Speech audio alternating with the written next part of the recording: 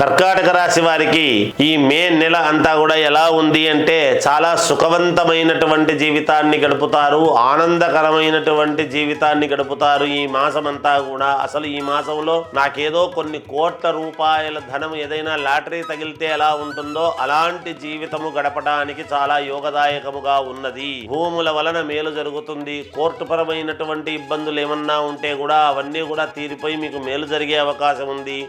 ధనము అనేటువంటిది విపరీతముగా రావటం అనేది జరుగుతుంది గాక, ఎందుకంటే కుజుడు అక్కడే ఉండేటువంటి దాని వలన మీకు ధనం, కుటుంబ సౌఖ్యము, మీరు ఏ దాని మీద దృష్టి పెడితే అది మీకు అనుకూలవంతముగా మారటము, మీరు ఏ పని చేసినా అనుకూలవంతమైనటువంటి పనులు చేయడము, తద్వారా ఏ వ్యాపారము చేసినా కలిసి రావటము, ఎవరితో మాట్లాడినా వాళ్ళు మీకు అనుకూలముగా రావటము, ఇలాంటివన్నీ కూడా జరిగేటువంటి ప్రయత్నాలు ఉన్నాయి. చాలా సుఖ సంతోషాలతో జీవనం ఈ మాసం అంతా కూడా గడపబోతున్నారు. గ్రహాలు చాలా అనుకూలవంతముగా ఉన్నాయి.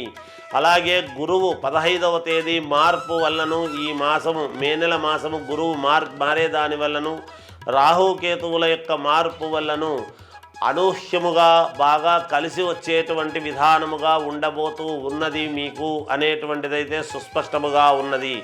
రాజకీయాల్లో ఉండేటువంటి వాళ్లకు కానీ, సినిమా రంగంలో ఉండేటువంటి వాళ్ళకైనా, ఇంకా ఇతరత్రా వాళ్ళకైనా, కళాకారులు ఉంటారు, ఏదైనా విద్యలు నేర్చుకొని ఉండేటువంటి వాళ్ళు, కళాకారులకు చాలా అనుకూలవంతముగా ఉన్నది.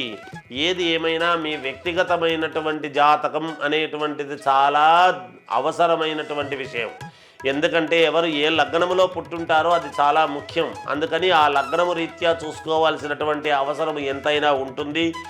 ఏది ఏమైనా కర్కాటక రాశి వాళ్లకు చాలా అనుకూలవంతముగా ఉన్నది ఈ మాసమంతా అని కూడా తెలియజేస్తూ జయోస్తు.